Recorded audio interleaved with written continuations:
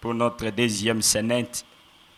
Après avoir parlé de la création, cette fois-ci, nous allons parler du premier ministère, de la première venue de notre Seigneur Jésus-Christ. Votre attention soutenue, s'il vous plaît. Nous allons demander à Zacharie et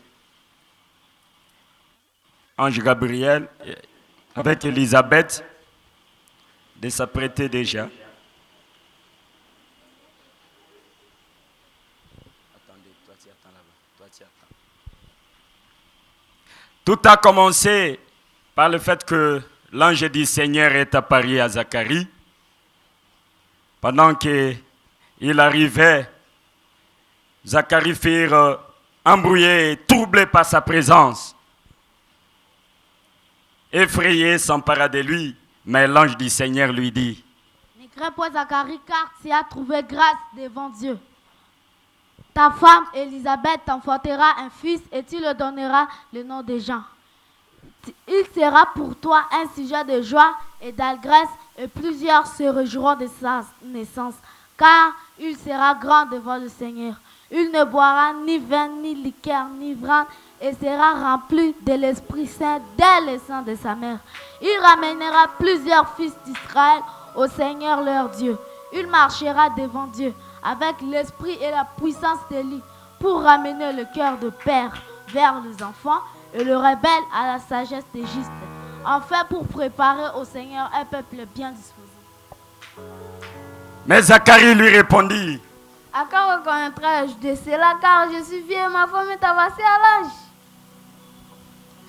Je suis Gabriel, je me tiens devant Dieu. J'ai été envoyé pour te parler et t'annoncer cette bonne nouvelle. Et voici, tu seras muet et tu ne pourras parler jusqu'au jour où ces choses arriveront, parce que tu n'as pas cru à mes paroles qui s'accomplissent à leur temps. Après cette parole, l'ange s'éloignant de Gabriel. Est-ce qu'on peut applaudir pour l'ange? Et Zacharie reprit sa place. Quelque temps après, Élisabeth, sa femme, devint enceinte. Elle se cacha pendant 5 mois, disant ceci: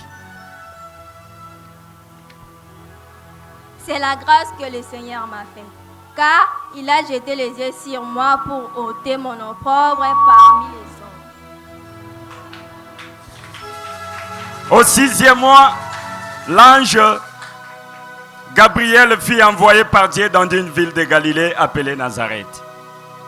Après, une vierge fiancée à un homme de la maison de David, qui se nommait Joseph, et le nom de cette femme s'appelait Marie.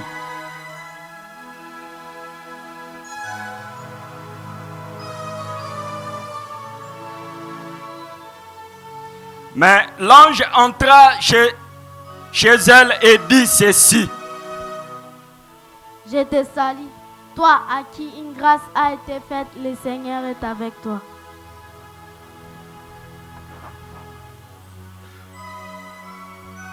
Mais Marie répondit: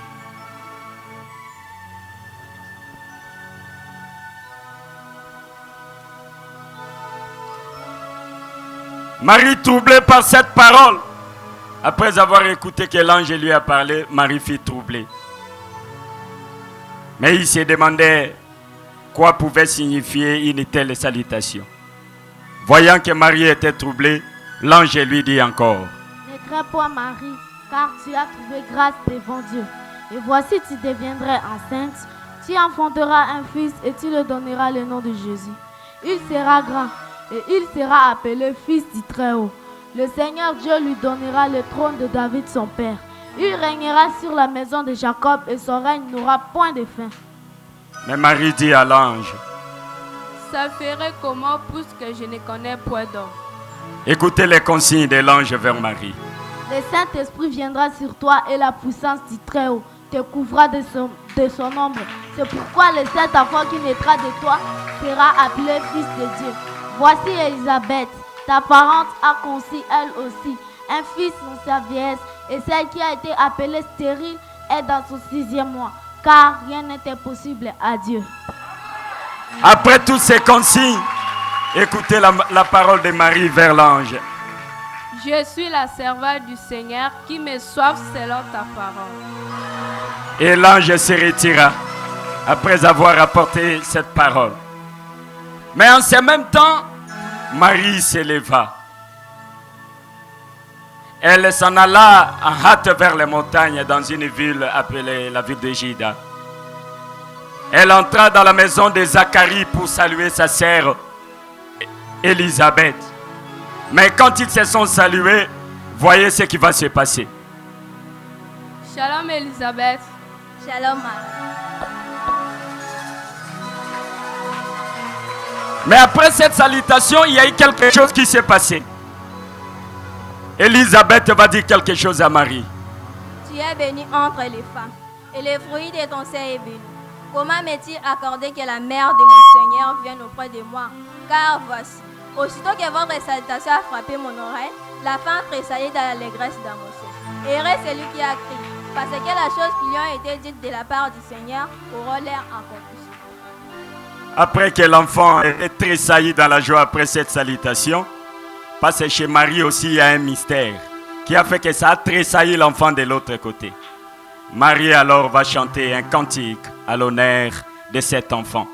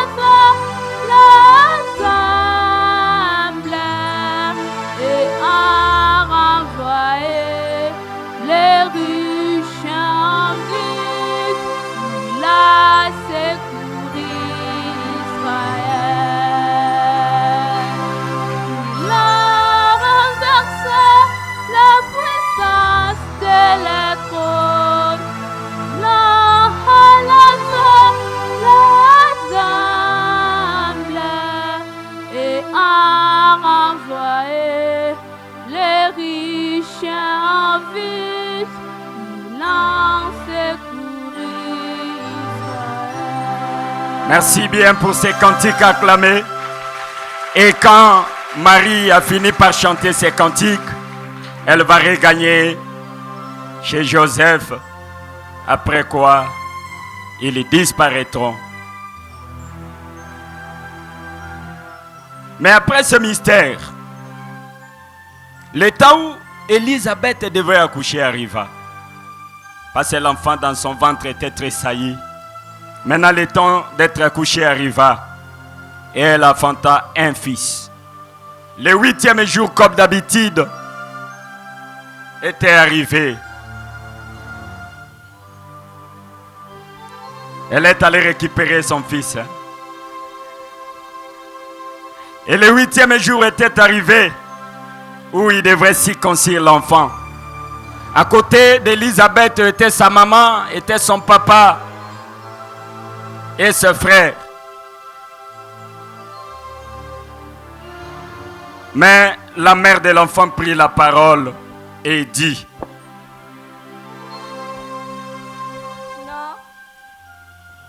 Non, mon fils sera appelé Jean. Elle dit ça parce que le papa lui avait donné un nom qui lui revenait. Mais la maman dit: non, mon fils sera appelé Jean. Et ils lui dirent, il y a dans ta parenté personne qui soit appelé de ces noms. Et ils lui firent des signes, les papas.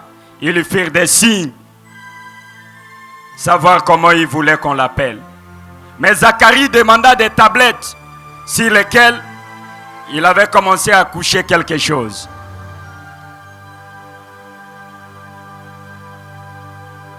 Et après avoir accouché, il leur dit, au même instant, quand il a donné ces noms-là, il s'est arrivé que sa bouche s'ouvrit. Gloire à Dieu.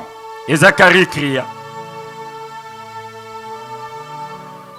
Il fut rempli du Saint-Esprit, mais il y prophétisa en ces mots. Tenant le bébé entre ses mains, Zacharie commença à prophétiser.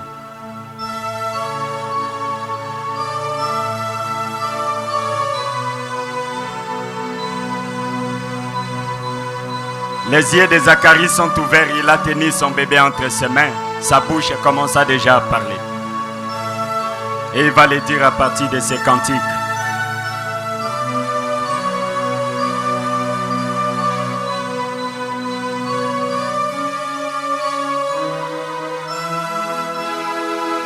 Béni soit le Seigneur, le Dieu d'Israël, de ce qu'il a visité et rachète son Père. Le nous a suscité un puissant sauveur dans la maison de David, son serviteur. Comme il avait annoncé par la bouche de ses saints, prophètes de temps anciens, un sauveur qui nous délivre de nos ennemis et de la main de tous ceux qui nous haïssent. C'est ainsi qu'il manifeste sa miséricorde envers nos pères et se souvient de sa sainte alliance envers notre Père Abraham. Merci bien pour ces cantiques à l'honneur de cet enfant. Et c'est comme ça, Zacharie serait qu'il là, à côté d'Élisabeth. Il est rentré s'asseoir pendant que papa et maman et la sœur rentrèrent derrière. Zacharie avec Élisabeth continuait à partir. Le temps était arrivé. De l'autre côté, il y a eu Élisabeth qui a déjà terminé son opération avec son enfant. Mais il y avait aussi Marie qui avait déjà un mystère. Après s'être accouché, le 8e jour, il devait aussi circoncire l'enfant. Étant arrivé dans le temple, l'enfant de Marie, s'il vous plaît, le bébé de Marie.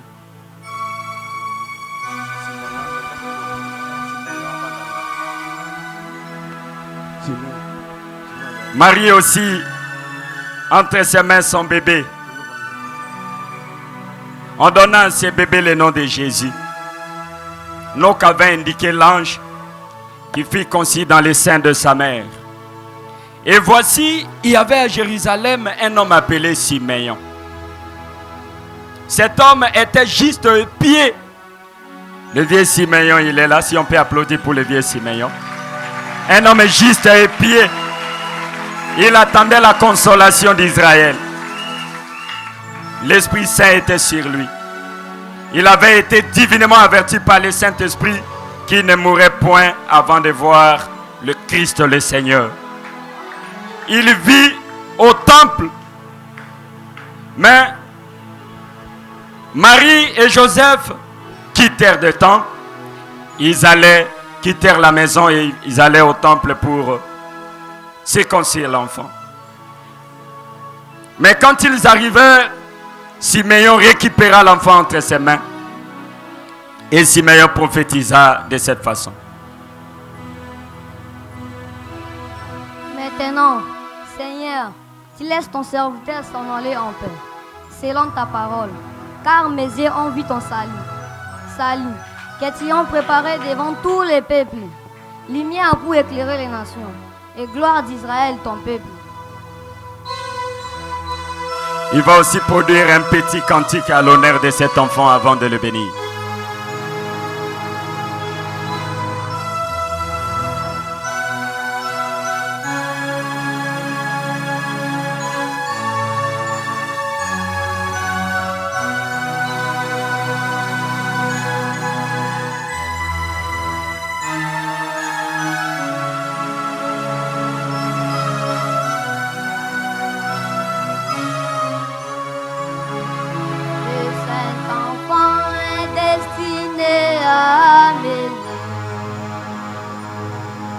La chute et le relèvement,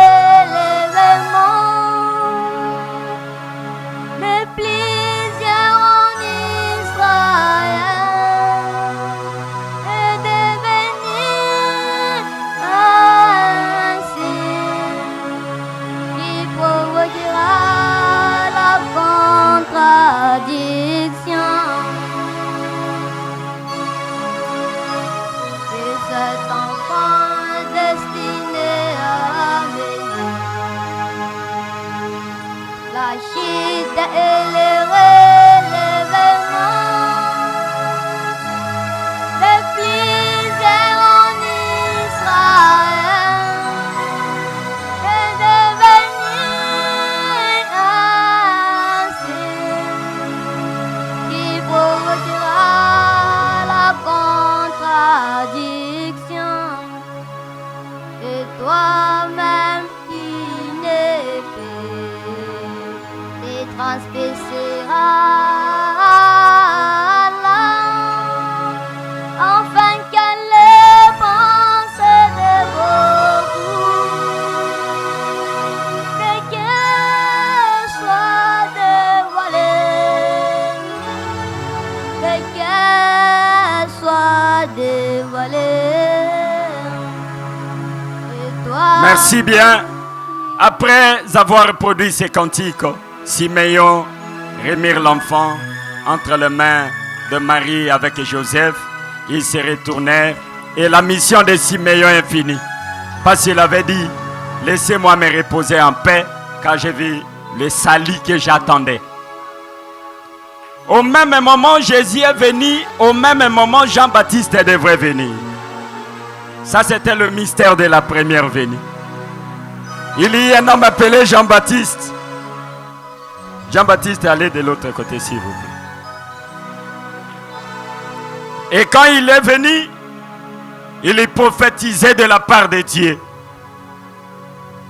Mais arrivé un moment, il commença à baptiser les gens dans la rivière Jourdain.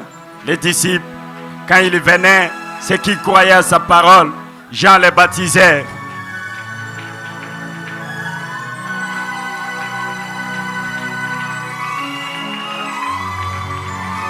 Mais voyant venir à son baptême beaucoup de pharisiens et de sadducéens, Jean commença à dire en ces termes: Race des vipères qui vous a appris à fuir la colère à venir. Posez donc du four et digne de la repentance. Et ne prétendez pas dire à vous-même: nous avons Abraham pour père, car je vous déclare que de ses pères, si Dieu persiste des affaires d'Abraham, déjà la cognée est mise à la racine des arbres. Tout arbre donc qui ne produit pas du bon fruit sera coupé et jeté au feu. Moi, je vous baptise d'eau pour vous amener à la repentance. Mais celui qui vient après moi est plus puissant que moi. Et je ne suis pas Dieu à déporter ce sujet. Lui, il vous baptisera du Saint-Esprit et du feu. Il a son vent à la main, il nettoiera son air et il amassera son blé dans le grenier. Mais il brillera la paille dans un feu de certains points. Et pendant que Jésus faisait cet enseignement, il baptisait les gens. De loin, il vit venir à côté un homme appelé Jésus qui venait de la Galilée pour être baptisé par lui. Mais quand il arriva, Jean-Baptiste essayait de résister et lui dit en ces mots: a besoin d'être baptisé par toi et tu viens à moi. Mais Jésus lui répondit, laisse faire maintenant, car il est convenable que nous accomplissions ainsi tout ce qui est juste. mais quand Jean a écouté cette parole, il n'a pas résisté. Cette fois-là, Jean va baptiser Jésus. Bon, comprenez seulement la taille de Jésus avec Jean. Hein? Ok. Il lui baptisa.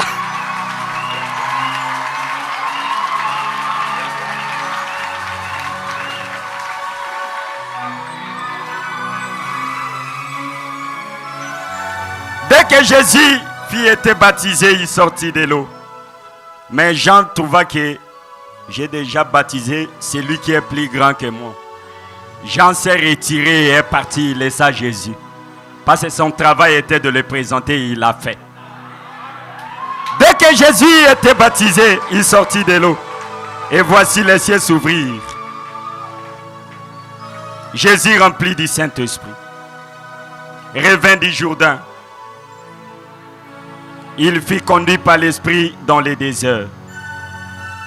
Là, dans les déserts, le diable l'a tenté 40 jours. Il ne mangea rien durant ces temps. Mais le diable vit que non, il était fatigué, il ne mangeait pas parce qu'il connaissait la faiblesse de Jésus. Comme c'était la nourriture, le diable lui tenta en ces mots. Le diable dit à Jésus, si tu es fils de Dieu, ordonne à cette pierre qu'elle devienne du pain. mais Jésus lui répondit, Il est écrit, l'homme ne vivra pas du pain seulement. le diable ayant élevé, lui montra en un instant tous les royaumes de la terre. Et le diable lui dit, Je te donnerai toute cette puissance et la gloire de ces royaumes, car elle m'a été donnée et je la donne à qui je veux. Si donc tu te prosternes devant moi, elle sera toute à toi.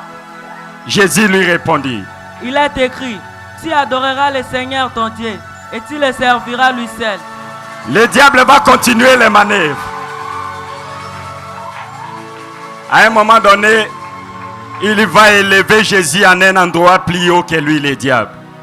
Après avoir surmonté Jésus en cet endroit, le diable continue à l'y tenter en disant, Si tu es fils de Dieu, jette-toi d'ici en bas, car il est écrit, il ordonnera des ordres à ses anges à ton sujet, afin qu'ils te gardent et ils te porteront à la main des pères, que ton pied ne heurte contre une pierre. mais Jésus lui répondit, Tu ne tenteras point le Seigneur ton Dieu.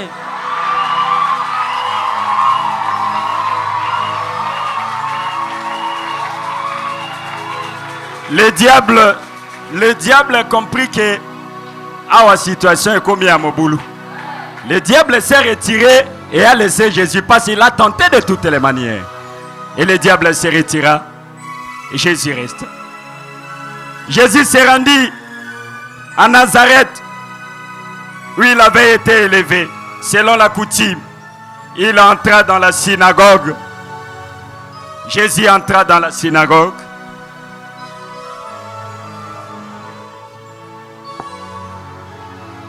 C'était le jour de sabbat. Il se leva pour faire la lecture. Mais les diacres lui remirent les rouleaux. Ça, c'est les diacres. Hein? Ok, les diacres lui remirent les rouleaux. Et les rouleaux du prophète Ésaïe. Jésus ayant roulé les rouleaux, il y trouva l'endroit où il devrait faire la lecture. Écoutez la lecture de Jésus. Ça, c'est Jésus. Avant de faire la lecture, il avait l'habitude de faire ça. Hein? Ok. L'Esprit du Seigneur est sur moi, parce qu'il m'a oint pour annoncer la bonne nouvelle aux pauvres. Il m'a envoyé pour guérir tous ceux qui ont le cœur brisé, pour proclamer aux captifs la délivrance et aux aveugles le recouvrement de la vie, pour envoyer libres les opprimés, pour publier une année de la grâce du Seigneur. Ensuite, Jésus roula les livres. Il les remit à son serviteur, son diacre. Et s'assit tous ceux qui se trouvaient dans les synagogues, regardant, et les regards étaient fixés vers Jésus.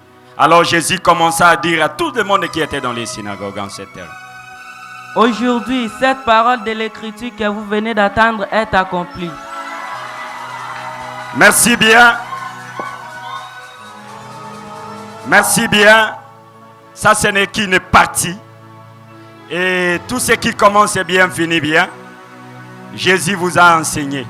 Et il a dit en ces mots, aujourd'hui le 28 février, cette parole est à quand? Jésus est gagnant.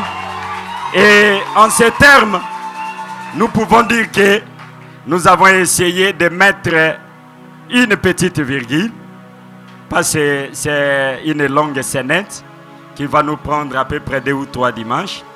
Vu le temps qu'on nous avait accordé, nous l'avions respecté. De toutes les façons, c'est un travail de longue haleine et de sacrifice de Diacre Babi. C'est lui qui a toujours concis et fait ce travail. Et il est accompagné de notre infatigable Maman Didi. Maman Didi, pardon. C'est un travail que la maman était toujours à côté pour les accompagner. Et nous aussi, nous étions toujours à leur côté pour cette assimilation et que nous puissions présenter avec les enfants. Sinon, il y a encore d'autres enfants qui sont là. Nous allons continuer, même la semaine prochaine, si le berger va nous donner l'espace pour aller finir en cet événement. En ces termes, moi aussi, je me retrace comme Jean-Baptiste et je laisse la place à Jésus.